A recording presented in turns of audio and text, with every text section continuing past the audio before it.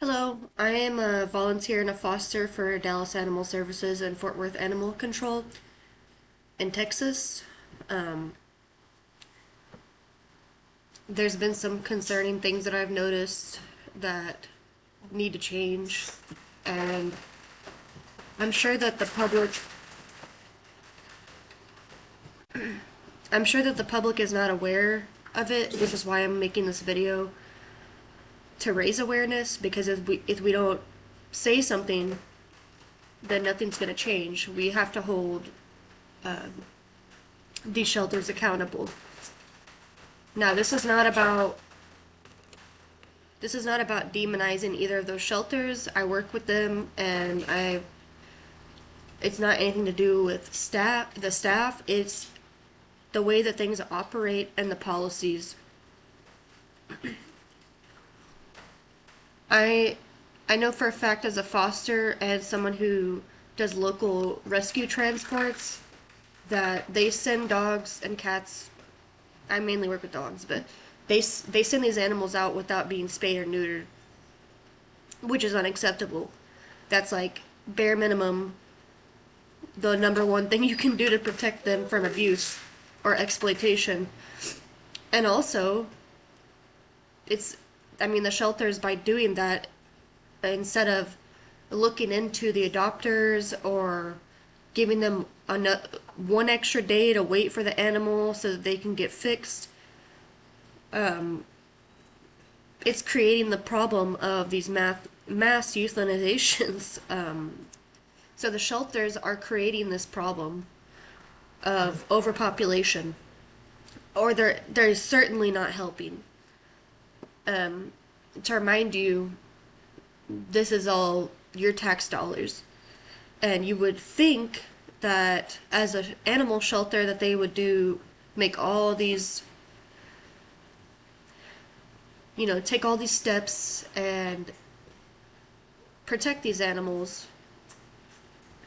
But I will tell you, for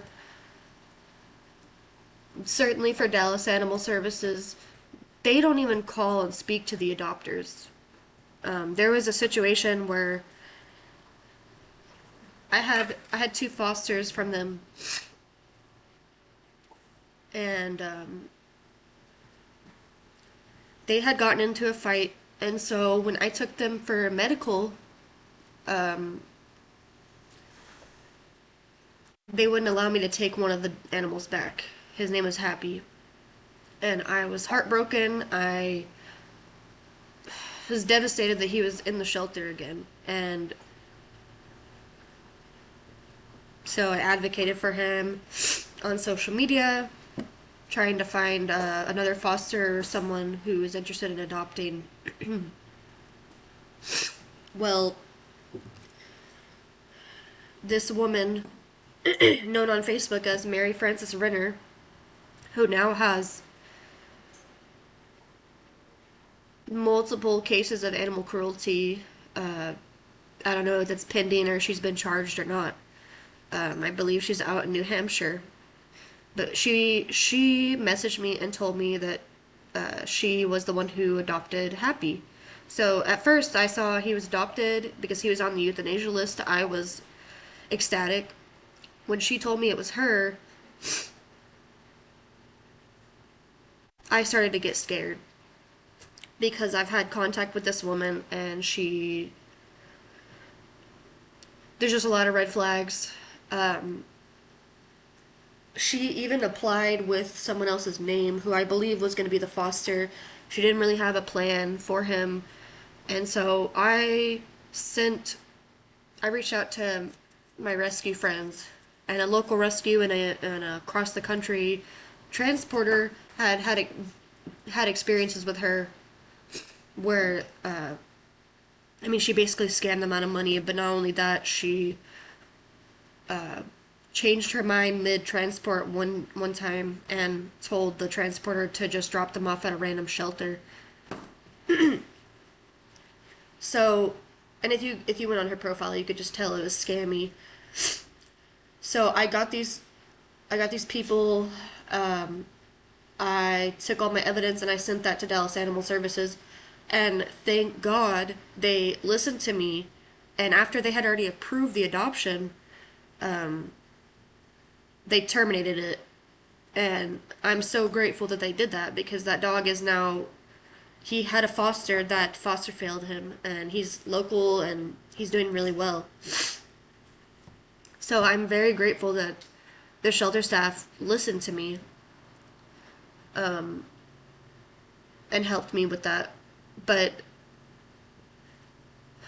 that exposed to me that they don't they don't even call these people.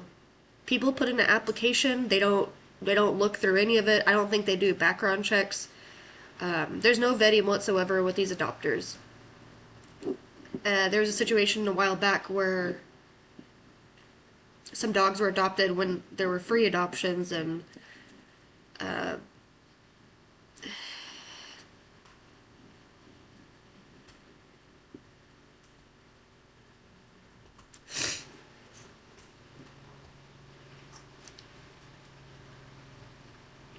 these guys were, the way they were handling the dogs, and a local rescue investigated and found that they were hog hunters. So they would have their they would take these pit bulls and then have them fight these hogs, which are much bigger than I thought they would be. They're probably like 3 times the size of a pit bull.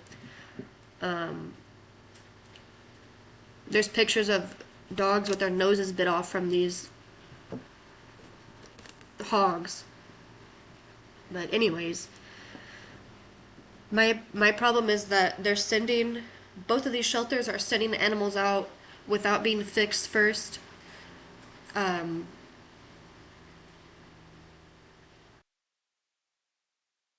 not vetting the adopters or fosters. They might vet the fosters more than they do the adopters, to be honest. Because I have to give my ID and all this stuff.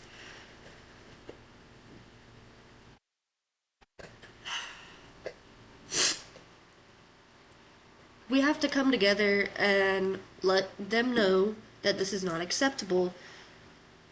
Having them fixed before they leave the shelter is bare minimum protection for these animals. It doesn't guarantee that they're going to be in perfect hands, but that can also be helped if you would actually speak with the people who are putting these applications. And it's just unacceptable. These animals are vulnerable, and the shelters are not helping. They're in fact creating the problem to be worse. And with Dallas Animal Services, it's more of like a. It feels like a, you know, they trust the foster or the adopter, whoever picks up the animal, to bring them back for a spay or neuter, and they do follow up and try to get it scheduled. But who's to say that? I mean, they can't guarantee that the person's going to come in. They could already be breeding them. They could already be, who knows. And with Fort Worth, I transport for local rescues, and 2 of the dogs I just transported were not spayed and neutered. And after digging further into that, I was sent a screenshot from Fort Worth Animal Control to my networker friend saying that they no longer do spays and neuters once they leave the shelter. They will give you a voucher for TCAP, but those appointments are months out. So this is unacceptable. I know that they have a mass of animals, but if the few that are getting adopted, y'all can do the bare minimum of reaching out to these adopters. Background checks would be lovely, but if you could just speak with them first, vet them, and then, fix them before they leave the shelter, which would probably delay things maybe one more day, that would fix a lot of problems. And it would be protecting these animals.